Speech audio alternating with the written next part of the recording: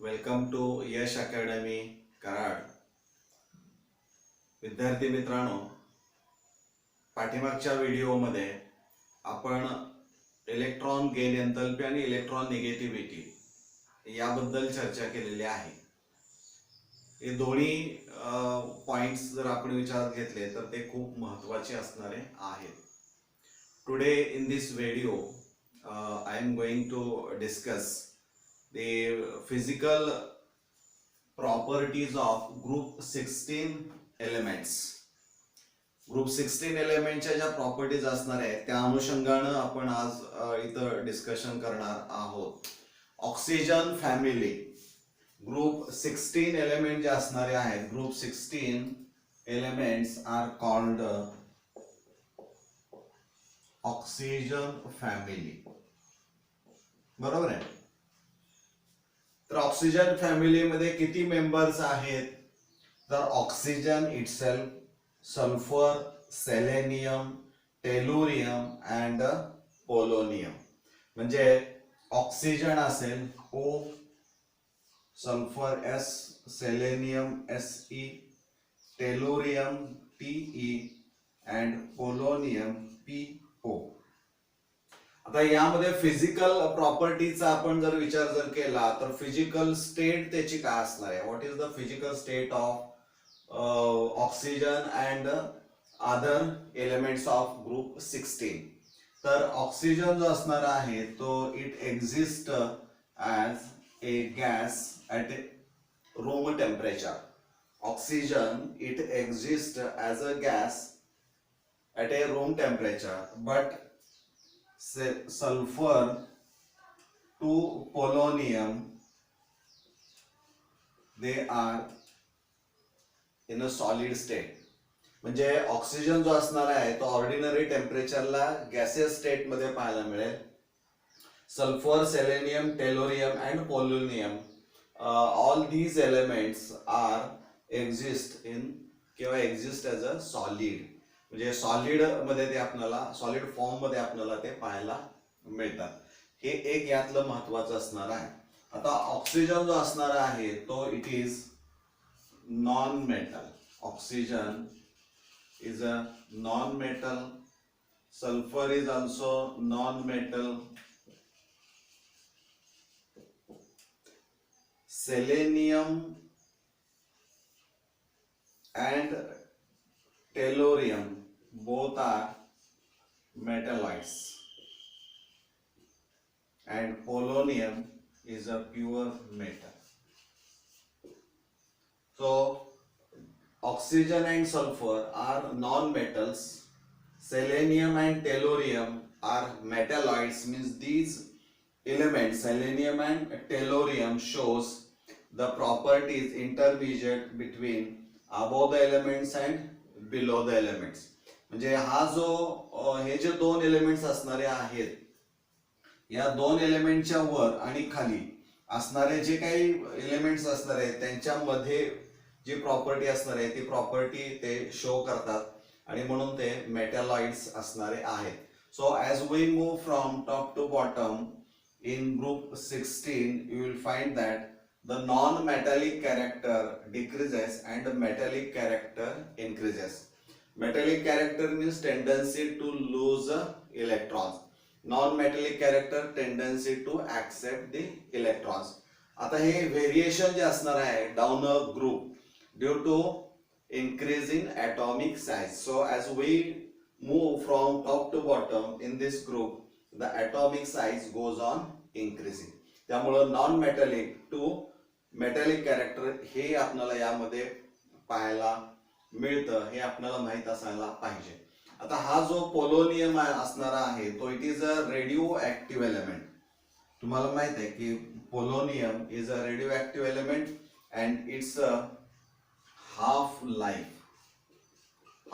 जे असणार आहे ते 13.8 डेज इतकं आपल्याला पाहायला मिळतं. म्हणजे हे तुम्हाला माहित असणं आवश्यक असणार आहे. ही एक प्रॉपर्टी तुम्हाला किंवा एक कॅरेक्टरिस्टिक तसं असणार आहे ते आपल्याला माहित असणं अपेक्षित असणार आहे. Now will discuss the melting and boiling points. Melting and boiling points. आता melting point, boiling point definition ह्या निश्चित तुम्हाला माहित असणाऱ्या आहेत. As we move from top to bottom in group 1611, that is oxygen to polonium, the melting and boiling point increases. हे वाढताना आपल्याला पाहायला मिळतं. आता what is the reason why there is a increase in melting and boiling points. म्हणजे ही वाढ जी असणारी आहे ती असण्याच्या पाठीमागं कारण काय असणार आहे. तर इथं ऑक्सिजनचा विचार जर केला तर मेल्टिंग पॉइंट जो असणार आहे तो साधारणपणे 55 केल्विन इतका असेल आणि बॉइलिंग पॉइंट जो असणार आहे तो 90 केल्विन इतका असणार आहे. In case of sulfur, melting point is a 393 Kelvin and boiling point is a 718 Kelvin. म्हणजे as we move from top to bottom, the melting point as well as boiling point of group 16 elements increases. म्हणजे ही वाढ होताना आपल्याला पाहायला मिळते. परंतु इथं तुमच्या लक्षामध्ये येईल की if you observe the melting point and boiling point of sulfur and oxygen, so there is a large difference between these properties. म्हणजे मेल्टिंग पॉइंट, बॉइलिंग पॉइंट ह्या प्रॉपर्टीज आपण ऑक्सिजन आणि सल्फरच्या बाबतीमध्ये अभ्यासला तर तुमच्या लक्षामध्ये येईल की या ठिकाणी खूप मोठा डिफरन्स पाहायला मिळतो. मग हा डिफरन्स कशामुळे असणार आहे, त्याची नेमकी कारण काय असणार आहे हे आपल्याला माहित असणं अपेक्षित असणार आहे. आता ऑक्सिजनचा विचार जर केला तर ऑक्सिजन जो असणार आहे तो it has a small atomic size. याची ॲटॉमिक साइज जी असणारी आहे ती लहान असणारी आहे आणि याचे इलेक्ट्रॉनिगेटिव्हिटी कॅरेक्टर मात्र सर्वात जास्त असणार आहे, दॅट इज 3.5 इतका असणार आहे. आणि त्यामुळं होतं काय तर लहान ॲटॉमिक साइज असल्यामुळं van der Waals forces of attraction between oxygen मॉलिक्युल्सचा आपण जर विचार जर केला तर वीक आपल्याला पाहायला मिळतो. म्हणजे due to smaller atomic size relatively weak van der Waals forces of attraction is observed in this molecules. म्हणजे ऑक्सिजनच्या बाबतीमध्ये ते आपल्याला पाहायला मिळतं. आता सल्फरचा आणि आपण ऑक्सिजनची तुलना करतोय तर सल्फरच्या बाबतीमध्ये लार्ज ॲटॉमिक साइज, कारण आपण टॉप टू बॉटम पाहिलं तर ॲटॉमिक साइज वाढत जाते, त्यामुळे इट हॅज अ लार्ज और larger atomic size compared to oxygen. आणि त्यामुळे होतं काय तर स्ट्रॉंग म्हणजे strength of Van der Waals forces of attraction between sulfur molecules increases. म्हणजे there is a strong आपण म्हणूया Van der Waals forces of attraction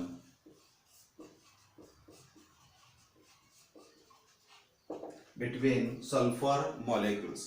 म्हणजे मॉलिक्युलर साइज इथं काय होते वाढत जाते, त्यामुळं Van der Waals force of attraction which is directly proportional to the size किंवा सरफेस आपण म्हटलं तर इथं सरफेस जास्त पाहायला मिळतो आणि त्यामुळं त्याची जी स्ट्रेंथ असणार आहे, strength of van der Waals forces ही सल्फरच्या बाबतीमध्ये आपल्याला ही जास्त पाहायला मिळते आणि याच्या बाबतीमध्ये मात्र ही कमी आपल्याला पाहायला मिळते. आता इथं ऑक्सिजन जर आपण पाहिलं तर ऑक्सिजन जो असणार आहे तो it forms a diatomic molecules म्हणजे O2. परंतु rest of elements of this group sulphur to polonium, these elements have a tendency to form polyatomic molecules. Polyatomic molecules just like S8, Se8, Te8 PO8 म्हणजे या पद्धतीचं असणार आहे. बरोबर आहे.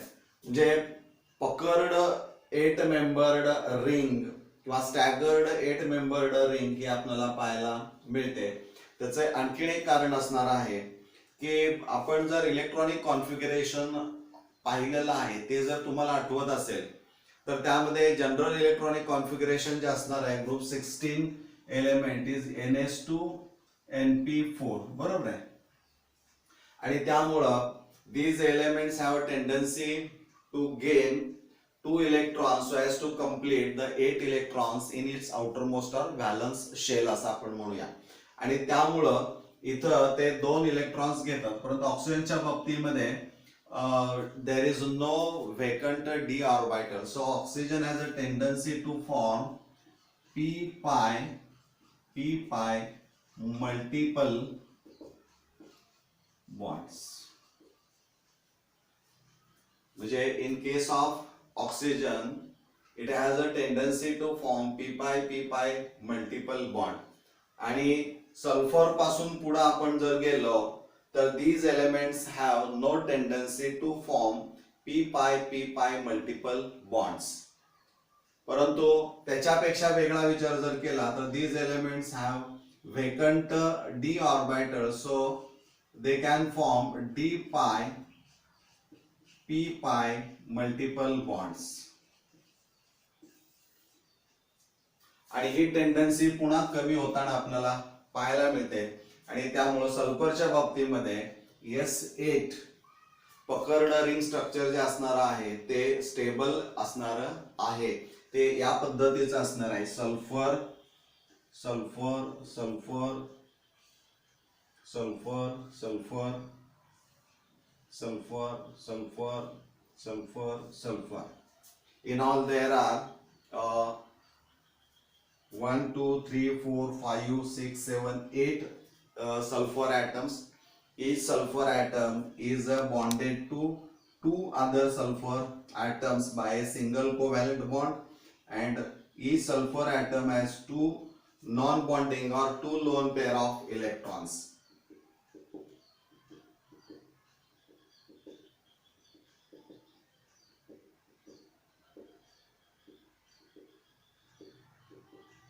बरोबर आहे.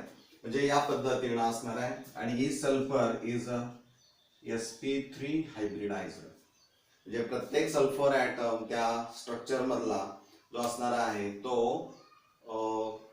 sp3 हायब्रिडाइज्ड असणार आहे. मला वाटतं हे निश्चित आपल्याला समजलेलं असणार आहे. आपण हा व्हिडिओ पॉज करावा आणि आपण हे सगळं लिहून घ्यावं.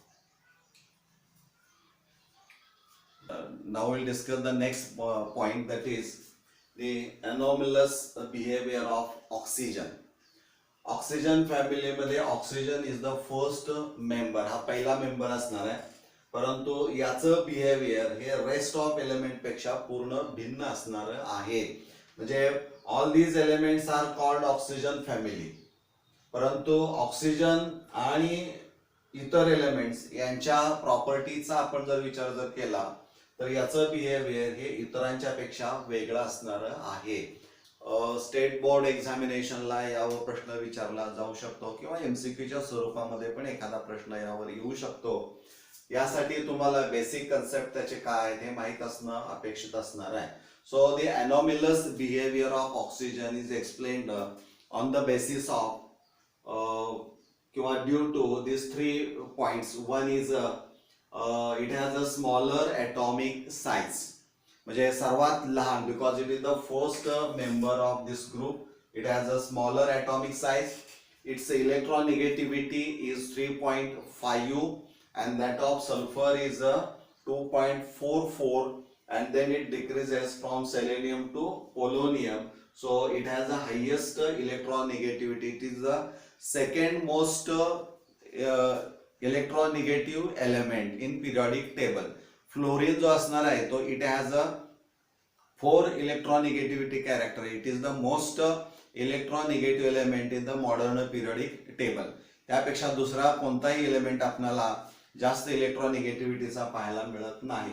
And third reason is that there is no d orbital, म्हणजे there is a absence of vacant d orbitals. त्यामुळे it belongs to second period of the periodic table. त्यामुळे there is no d orbital, म्हणजे d ऑर्बिटलच त्याच्यामध्ये आपल्याला there is no availability of d orbitals. त्यामुळं तिथं there is no excitation of electrons.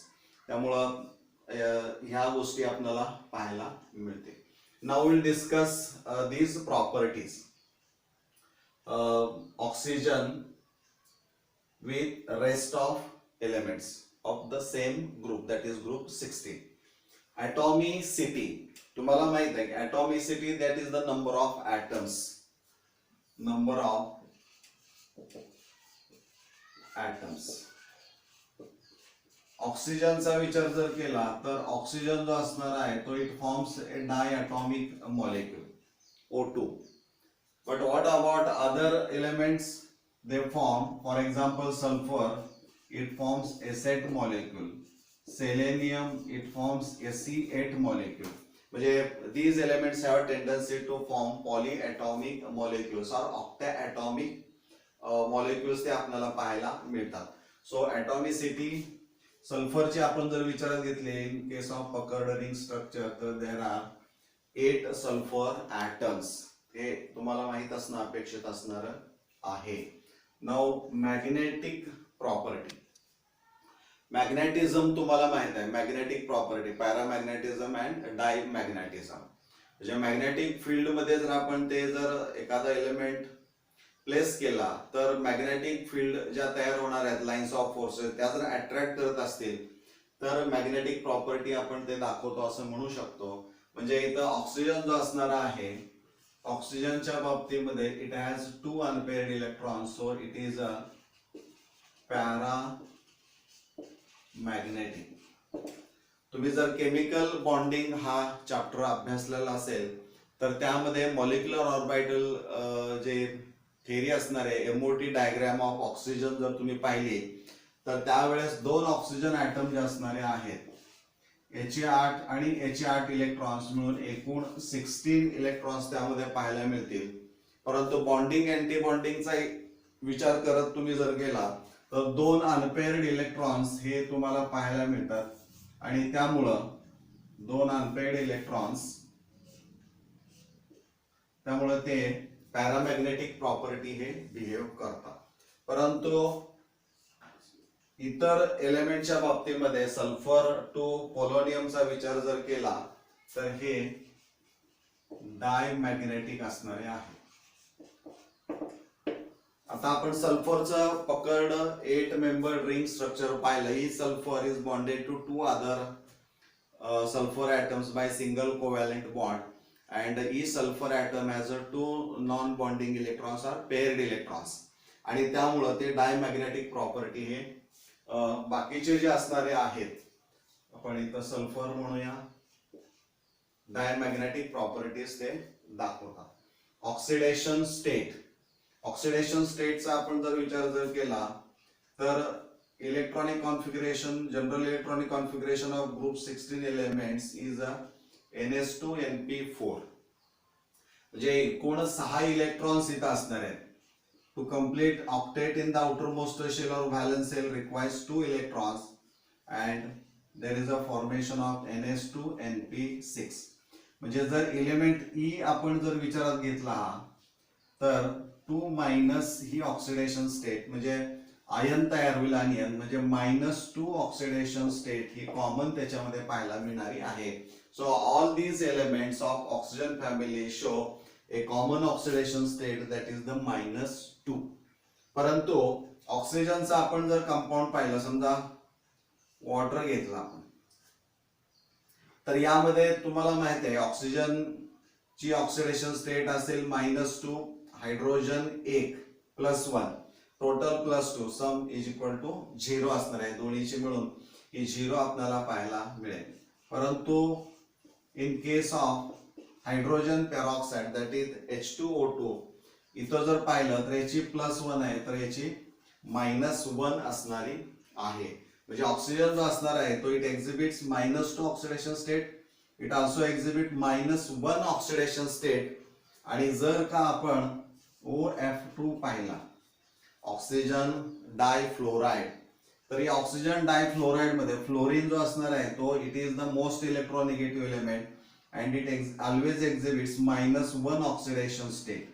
So total is a -2 आणि त्यामुळे इथं ऑक्सिजनची किती असणारी आहे +2 आपल्याला पाहायला मिळते. If you calculate the oxidation state of oxygen जर पाहिलं तर ती +2 ऑक्सिडेशन स्टेट असणारी आहे. किंवा इथं जर आपण पाहिलं O2F2 या कंपाऊंड मध्ये ऑक्सिडेशन स्टेट ऑफ ऑक्सिजन काय असणार आहे ते तुम्ही कॅल्क्युलेट करा. मला वाटतं हे तुम्हाला कॅल्क्युलेट करता येईल. याची x मानायची म्हणजे 2x असेल, हे 2 आहेत, एकाची -1 असेल आणि सम आपण जर पाहिली तर ती 0 असणार आहे. त्यावरून जर तुम्ही कॅल्क्युलेट केले तर तुम्हाला किती ऑक्सिडेशन स्टेट येते त्याची फिगर किंवा व्हॅल्यू इथं तुम्ही लिहा. म्हणजे ऑक्सिजन जो असणार आहे तो इट एक्झिबिट्स -2 -1 +2 आणि इथं जे असणार आहे ते किती आहे ते आपण बघू शकतो. तुम्ही कॅल्क्युलेट करा.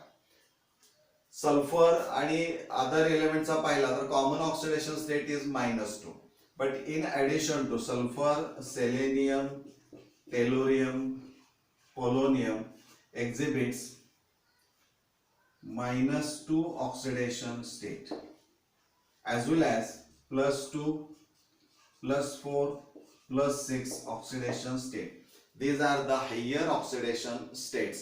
आता ह्या हायर ऑक्सिडेशन स्टेट्स दाखवण्याच्या पाठीमागचं कारण काय असणार आहे तर जनरल इलेक्ट्रॉनिक कॉन्फिगरेशन तुम्हाला माहित आहे NS2 NP4 असणार आहे. म्हणजे इथं NS चा विचार जर केला तर there are 2 electrons P1 2 3 and 4 NP आणि d ऑर्बिटल जे असणार आहे 1 2 3 4. This is the ND orbital आपण म्हणूया. म्हणजे d ऑर्बिटल असणार आहे. म्हणजे इथं जर if you observe the electronic configuration of these element in the ground state there are 2 unpaired electrons आणि त्यामुळं ऑक्टेट पूर्ण करण्यासाठी ते 2 इलेक्ट्रॉन दुसऱ्याकडून घेऊ शकतात आणि इथं अष्टक पूर्ण झालेलं आपल्याला पाहायला मिळतं. म्हणजे इथं एक इलेक्ट्रॉन ते घेऊन पेअरिंग झालेलं आपल्याला पाहायला मिळेल. म्हणजे अष्टक हे तिथं पूर्ण होतं. परंतु ज्यावेळी रासायनिक अभिक्रियेमध्ये भाग घेतात त्यावेळी मात्र काय होतं यातला एक इलेक्ट्रॉन हा वेकंट d ऑर्बिटल मध्ये प्रमोट केला जातो. त्यामुळं in excited state there are 1 2 3 4 single electrons or unpaired electron. So it can form 4 bond. So exhibit +4 oxidation state. किंवा इथला एक इलेक्ट्रॉन इकडे प्रमोट केला जाऊ शकतो. 1 2 3 4 5 6 there R 6 unpaired electrons, so it exhibit +6 oxidation state.